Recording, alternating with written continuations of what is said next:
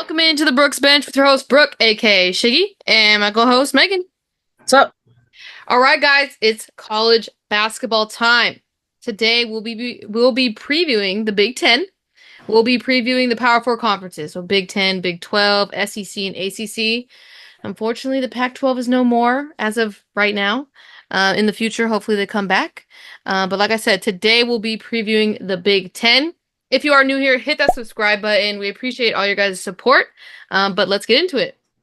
So as you guys know, the 2024-2025 season will tip off November 4th. Um, and then the show begins. So we're starting off with the Big Ten.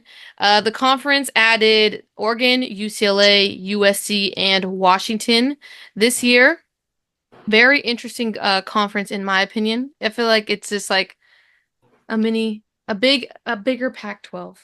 I Uh-huh. think this is probably going to be one of the most competitive conferences this year. I don't know. Just looking at these teams, I feel like I don't know. It's going to be a battle. All these conferences are definitely going to be difficult. So basically, we're going to go through team breakdowns. The teams that we will be going over are going to be the ones that are listed in the AP top 25. And then also the Big Ten came out with their own preseason awards and their own Big Ten rankings. So we're going to go through all of those first. So the Big Ten, there was a preseason poll done, and they actually only did their top five. So number one was USC, number two UCLA, number three Ohio State, number four Maryland, which was actually surprising to me, and then number five was Indiana. Like I said, Maryland was definitely surprising to me. Maryland. I mean, Meg, you root for Maryland every year. Like, is this surprising to you? Top five in the Big Ten? Um, I haven't looked too much into the freshmen they're bringing in, but they did have some good transfers coming in. Mm-hmm. Um, so I think because they're bringing in so many transfers, that's why. And now looking at it, yeah, I can see why this is their top five. I'm biased towards Nebraska. I love watching Nebraska play for some reason. They always kept it competitive with Iowa when they had to face off. But I mean, it's weird not seeing Iowa. They lost. Okay, I get they lost a good chunk, but I still think they're pretty talented. I don't Mhm. know. We'll talk a little bit more about that later on. But like I said, the only other team I really like would be Nebraska. And then, Michigan lost Philia, so I can see why they're not in the top five. Mhm. Is there anyone else that you think should have been in the top five, or do you kind of agree with this? Um, Let me see. No, they got Indiana. So Hmm. no, I think it's Yeah. pretty, I feel like it's pretty accurate. I think the only one that's questionable is Maryland, just because with such a big Yeah.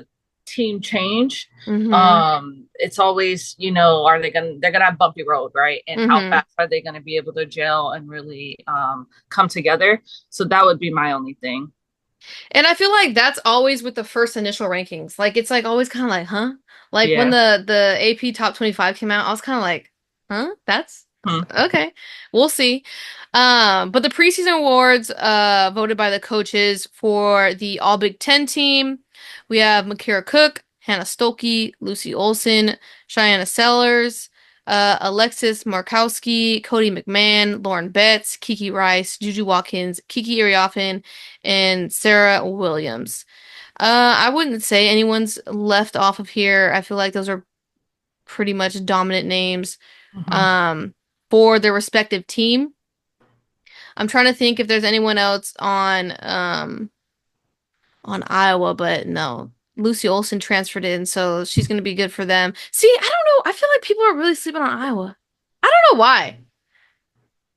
And Maybe because what about Talia? She's not on there yeah, I don't know. I just feel like she's gonna be because overshadowed by Juju. Juju and Yeah. Iriafen. So I just think that's how that one's gonna work out. That's, Um, right? I don't know. yeah. That's what I would think. And then the coach's preseason player of the year is Juju Watkins. I Yeah. mean, that one's pretty self-explanatory. I think it'd be between her and Iriafen. Like I feel Mhm. like they're gonna be wow, so much fun to watch. Um, So the teams we are going to break down are going to be the teams that fell into the AP top 25, the initial AP top 25, right? Mhm. If we went through every single team, we'd be here for hours. So we have USC at 3, UCLA at 5, Ohio State at 14, Maryland at 18, Nebraska at 23, and Indiana at 25. So first up, USC at 3. Um, I know we have a lot of UConn fans. I know, okay, Megan, the AP Top 25 came out before we break this down. Would you have had UConn over USC? Mm-mm. You'd had USC at 2, UConn at 3. I feel like USC just has scores. Like, yes, we have Paige, and I know that UConn is bringing back what's her name? AZ Fun. Yeah, AZ Fudd, who's a big time scorer too. But I just feel like, man, USC stacked their team on the Yes. offense. They did really well. They did really good this summer. So But we'll have to see. I'm sure they're all going to be they're gonna be jumbled. competitive. They're gonna I feel like all season. Yeah. Yeah. It's I going to be mean, like at that least all that's what season. I hope to see. Yeah, exactly. Okay, so USC breakdown. Returning players. Basically, I mean, they didn't lose that many. So the people they lost were Caitlin Davis, Mackenzie Forbes, India Otto, Kayla Padilla. And then also they lost transfers Taylor Bigby, Roxanne McCullough, and then Kayla Williams. Um, I mean, the biggest one is Mackenzie Forbes and Padilla. They were starters for USC. But they did bring a haul of freshmen and two really good transfers. Uh-huh. So the freshman Ryan, I'm starting to get to know your guys' names, so bear with me. If you're new here, I do struggle and I do apologize. Ryan Forrester, 5'11" guard from Texas, ranked 54 in ESPN's rankings. Kaylee Heckel, 5'9" guard from New York, ranked 13 in ESPN's rankings. Avery Howell, 6-foot guard from Idaho, ranked number 16 in ESPN's rankings. Oh, here we go. Vivian Wachuakua. Yeah, Yeah. maybe. 6'3" forward Nigeria, ranked 47th in ESPN's rankings. Brooklyn Shamblin, 5'9" guard from California. Kendi Smith, 6'1" guard from California, the number 6 recruit in ESPN's rankings. Laura Williams, 6'1" guard from Florida, ranked 92 in ESPN's rankings. So they hauled in a lot Uh-huh. of top transfers, especially Kennedy Smith, McDonald's All-American, Naismith High School second team All-American, Jordan Brand All-American. I mean, the list kind of goes on.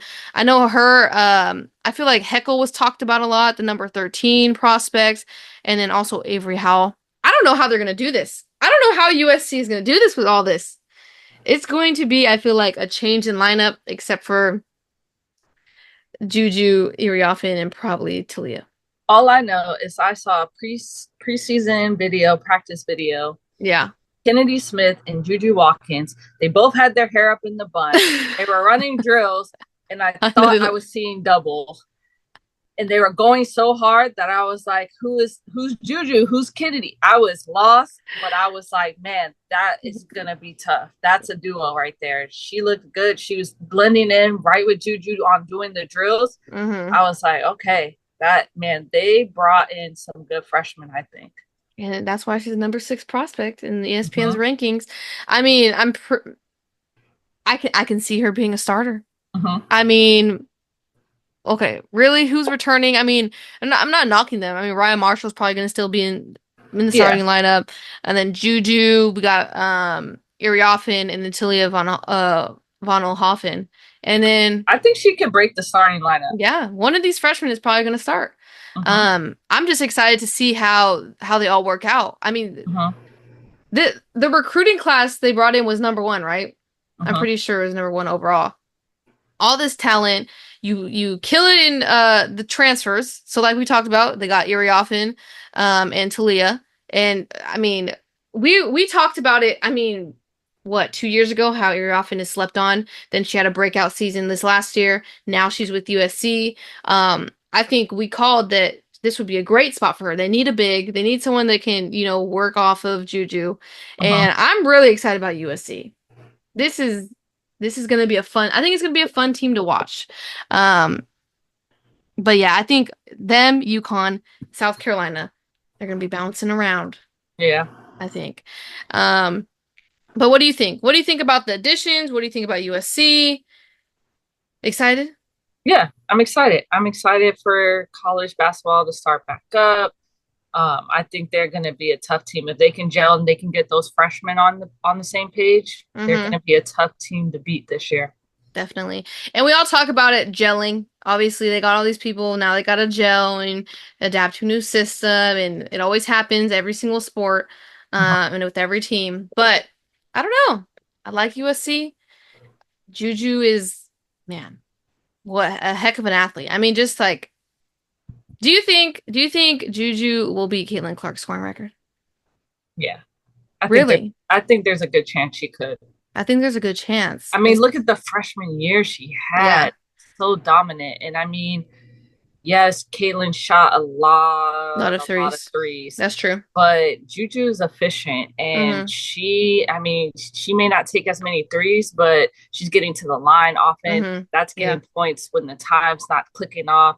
Yeah. Um, but I mean, I'll have to see because Caitlin did come from a team where she did majority of the scoring. Mm-hmm. Last season, USC, Juju was in that same predicament. Yeah. But now with them bringing a lot of talent to surround her, Mm-hmm. I That's do true. wonder if that's going to, in a good way, I think give her breaks here and there more Yeah. than she got her freshman year, but she's Yeah. still a dominant scorer. So Exactly. I don't see her wanting to slow down or Yeah. anybody being able to slow her down except a very small few. Exactly. And No, that's just exactly. going to be competitive, not even really slowing her down. So, Agreed. Agreed. Okay, let's move on to UCLA number 5. We have returning Laura Betts. I said Laura. Lauren Betts, Angela Dulgich, Gabriella okay.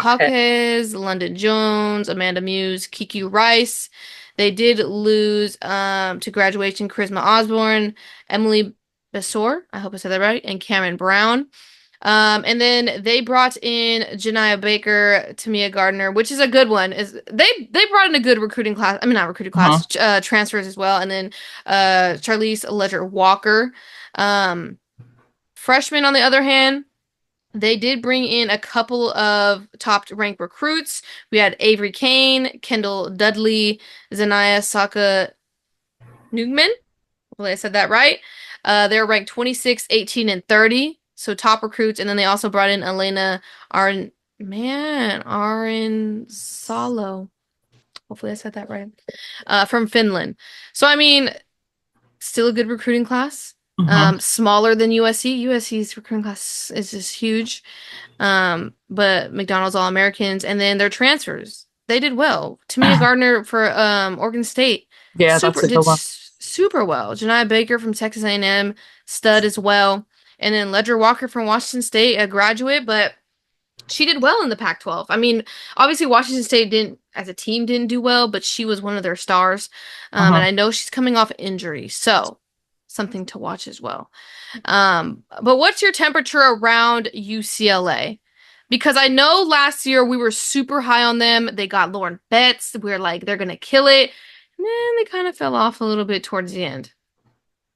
Well, they're bringing, in my opinion, good returning players. Hmm. Um, I think it just comes down to Lauren Betts and Kiki Rice. I mean, Yeah. I think the thing with them was consistency, lack of consistency. Hmm. Kiki Rice just, needs to be able to take over at the end. Hmm. With the thing that we used to get frustrated with UCLA is that down the line of the game, they played sloppy because they were always, it always looked like they were rushing. Hmm. It was always rush, rush, rush. And then, they were trying to get to the paint, but then they were kind of just throwing the ball up there. They weren't really Hmm. like trying to take their time, run a play, get it into Lauren Betts, and then have her kick Hmm. it out. It was Yeah. just, I think it's just about, the coach getting them organized and keeping them like level headed. But, Yeah. I think with UCLA, it's going to be about their returners. I mean, I think the most frustrating thing we talked about a lot from last year, UCLA, is not getting Lauren Betts the ball enough Right. because she's a mismatch every single time. And it's just Mhm. like sometimes I feel like Kiki Rice wanted, took too many shots. I'm not saying, let me just rephrase that. Kiki Rice is an amazing player and she needs to have the ball in her hands. But sometimes it's like, all right, let's get Lauren Betts the ball. It's a Yeah. mismatch every time. Yeah. Um, Charisma Osborne is no longer there, but I liked how London Jones stepped up last year. So, Mhm. I mean, that role fills in there. But I'm just saying, like, um, Yeah, I think, you establish the post game, so then it opens it yeah. up more for Kiki. And Mm-hmm. so that's Mm-hmm. it. Everything else falls into place. London was able to hit big shots for them last year. Yeah. Gabriella, she's just a hustle player. Like Mm-hmm. she's all over. She does a little bit of everything for them. So they have a solid group coming back. They just need Yeah. to stay together and then be able to work in the new freshmen. But I think UCLA, they're going to continue to be at the top. Yeah.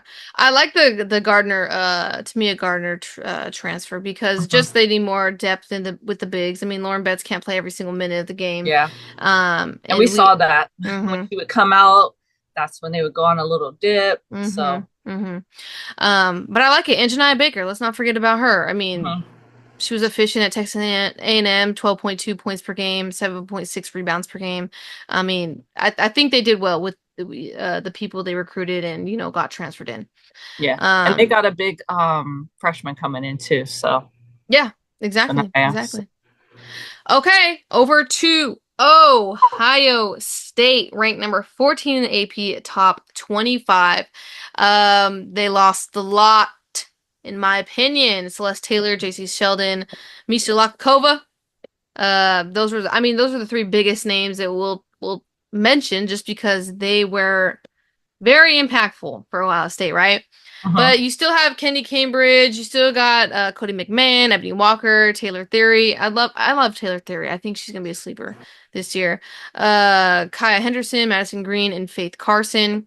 They did get the number two freshman um recruit in ESPN's Mhm. ranking. Jelani Cambridge, she's gonna be huge for them. I just think Cody McMahon's gonna take off. I feel like last year we saw sparks of it, Mhm. how she can dominate a game when she's on fire. Just another year that she's gonna have under her belt, and just I think Jelani Cambridge is gonna help them out a lot. They also got Sinai, I hope I said it's right, Sinai Henry, Mhm. and then Ella Hobbs, Elsa Lamila. I know I'm killing this. I'm just doing horrible. Ava Watson, and Ava Watson, who ranked number 43 in ESPN's rankings. Um, so I mean, another good little recruiting class here, and then the transfers they got are Chance Gray and Asia Petty. Chance Gray did well in Oregon, averaged 13.9 points per game, 2.9 rebounds, and 3 assists per game. Just another guard. I mean, they lost Celeste Taylor and JC Sheldon. So that's huge right there. Yeah. We know what Cody McMahon and Taylor Theory can do. I feel like Taylor Theory can take it to a new level. I feel like she's been kind of quiet, but like she's one of Mhm. those people that works hard for you, right? Yeah. Um, but I know last year I thought Ohio State. I think Ohio State was one of my sleepers last year. Like, oh, they're gonna do really well, and they kind of did fall off towards Mhm. the end. But what are you thinking about Ohio State this year? I mean, Ohio's going to be that team that is going to be known for their defense, I feel. I don't think that changes this year.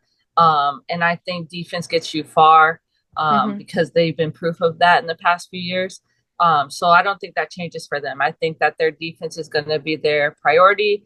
And then hopefully, like you said, Taylor, Cody can step up and kind of fill in for the scoring because, I mean, Celeste and JC were big time scorers for them. So Mm-hmm. I Mm-hmm. just hope that they can fill those shoes.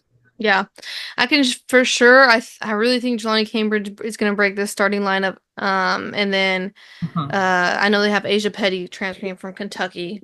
Um, Great Yeah. numbers, averaging a double double, 14.2 points per game, and then 10 rebounds per game. So solid. I mean, so far everyone's they're bringing in what they need. Obviously, um, we're just hoping it all meshes. It all Mhm. meshes by the time it's time to play, right? Over the Maryland, Megan, number 18. This one's a shocker to me. I'm like literally in shock. I don't know why. Because you know why? I feel like every time, every year we talk about Maryland and we're like, Uh-huh. yes, they're gonna do so good. And then they end up dropping out of the top 25 within the first couple weeks. And it's like, well, Maryland, maybe next year. But they have returning Emma Chardon, Emily Fisher, Ellie Kubek, Bree Uh-huh. McDaniel, and then Cheyenne Sellers. And then they are losing oh, Brene Alexander, Jakia Brown Turner, and Lavender Briggs. And they had some transfers that transferred out. Summer Bostic. Woo! Hawa Dumboya. Man, I'm sorry. Mosinus and Riley Nelson. So they did lose a chunk, actually, of people. This is crazy, but they have a lot of transfers. Uh-huh. Don't worry. And they did sign a handful of freshmen. They got Ava McKinney, Kendall Walker, ranked number 35 ESPN's rankings. Brianna Williams, ranked number 45 in ESPN's rankings. All three McDonald's All-Americans. Hopefully helps out Cheyenne Sellers Yeah. because I feel like it's just a Cheyenne Sellers show every year and there's just no help, Yeah. right? The transfers they got solid. We got Amari DeBerry from UConn. We Uh-huh. didn't, I mean, we didn't really see a lot of her at UConn, but hey, she was recruited to UConn for a reason, right? So Uh-huh. there's something there. Christina Dulce from Villanova. A lot of seniors. I like when there's like veterans because they've been there, they have some experience. And then Mur McLean from Virginia and oh sorry, Ozzy Mamadou from Gulf Coast State. Sailor Poffenbarger. I like her. She did good at Arkansas. This is a Yeah. great signing, actually. I love this one. Now I know why they're ranked 18, Megan. Why didn't you tell Uh-huh. me? Kaylin Smickle from Rutgers and Sarah Tay Basu from I think that's VCU. a good one too. Yes, these are all great signings. I mean, Sailor, 10 points per game, 11 rebounds per game. Kaylin, I hope I said that, or Kaylin, sorry, Caitlin. Yeah. 16 points, 5 rebounds per game. And then Sarah, 16 points per game, 3.2 rebounds per game, 2.9 assists per game. I love the transfers. Now I can see why they're talking Maryland up. Are you excited, Megan, as a Maryland native? I try not to get too excited because Maryland, they know how There's to mess always with my hope. heartstrings. Yeah, every year, There's always every hope. year. I like it. But yeah, no, I definitely, think this team is looking stronger than last year's team. Mm-hmm. Um, and we're bringing a lot of people with experience, which will be good for the couple of freshmen we got. Mm-hmm. I wish we recruited a little bit more of the freshmen because I think we put ourselves in this position quite a lot at Maryland where we get these transfers and they're always older. And then it's like Yeah. every year we're like in these rebuild stages and it's like, Yeah. Yeah, I I can kind I of see get that. tired of it, but Yeah. what can I do? No, I feel it. Do you think they stay in the top 25 more than 5 weeks this year? I Man, I think don't I that's don't know. I because some of these transfers I didn't get to watch a lot of last year, so it's hard to say. I just feel like we get our hopes up about Maryland every year Yeah, and it's, then it's that's hard. it never works out. But Mhm. fingers crossed. Okay, next one that I was most surprised about. Nebraska at 23. I already told you guys I like Nebraska, but I didn't know they were going to be an AP top 25 team going into this year. They have a lot of returners, and Logan Neasley, Allison Wiedner, Jessica Petrie. Oh my gosh. Colin Hawk, Kendall Mor Mority. Man, this is hard. Natalie Potts, Kendall Coley, and Alexis Morkowski. I like Natalie Potts. I think she was an underclassman last year, but I don't know. There's something about her hustle. I liked her. She was scrappy last year for Nebraska, and that's why I liked Nebraska. Um, and then obviously Markowski's a good returner for them as well. The freshmen they brought in Kennedy Williams, Britt Prince, number 28 in the ESPN rankings, Amaya Hargrove, and Petra Bozon. They only had one transfer, Uh-huh. Alberta Rimdahl from Florida. So I mean, they did bring a lot of people back. So that's good. I get why, the transfers were a little small, but I mean, to be a top 25, I don't know. I'm kind of like, maybe they kind of ran out of names. They did. They always play hard against Iowa, though. That's why I always was always rooting for them because I'm like, dang, they're really here for that. They're really Yeah. here, you know? And they have another year together. I don't know. What do you think about Nebraska? That was your team. That was the one that you were always talking They were about. scrappy. I like Yeah. their scrappiness. That's I why I didn't liked them. I don't feel like I watched them as much as you, but I would say that the reason they're probably, ranked like this is any team that's able to bring a lot of returners back, Yeah, it's always good, right? They already yeah. know the playbook, they know There's what's consistency. expected. Yeah. Yeah, yeah. So, and I mean, you would think that they would only grow from there. So, Hmm. I would assume that's why they're ranked. As far as getting into the nitty gritty with that team, all I know is they knew how to keep games close, surprisingly, Yeah. and hit some big shots. And I'm like, Yes. okay, That's why I liked that's what I Nebraska. remember. So, That's why I liked them. we'll see what happens. Yes. And the Corn last, Huskers. I'm here for it. And the last team, Indiana at 25, which is, I'm also surprised because they lost Sarah Scalia and Mackenzie Holmes. Mm-hmm. Big losses. But they did return a lot of people. Oh my God, Lexi Bargesser, Lene Beaumont, Yardon Garzon. I like her. I know I said her name right, but I mean I'm her name wrong, but I like watching her play. Juliana La Mendola, Henna Sadvik, Chloe Moore McNeil, Charnice Curry Jokes, Sydney Parrish, and Lily Meister. They also had some freshmen, Valentina Kalakova, got it, Sydney Finn, Faith Wiseman, and they got two transfers, Shay Suzuki, I think I added too many syllables, Penn State, and Carolyn Striplin, Tennessee. Um, Indiana. You betrayed me last year because I had high hopes for you, and I'm pretty sure I put you far in my bracket for March Madness, and you let me down. So I don't know if I have any good words yet because you did lose two good people. Sarah Scalia and Mackenzie Holmes were, come on, those were major points in your team. So what do you think, Meg? Yeah. Again, another team bringing back a lot of returners. I think for me, it's going to be the same as Nebraska. Just seeing if the returners can. I just felt like with Indiana, they just struggled with having the big time scores.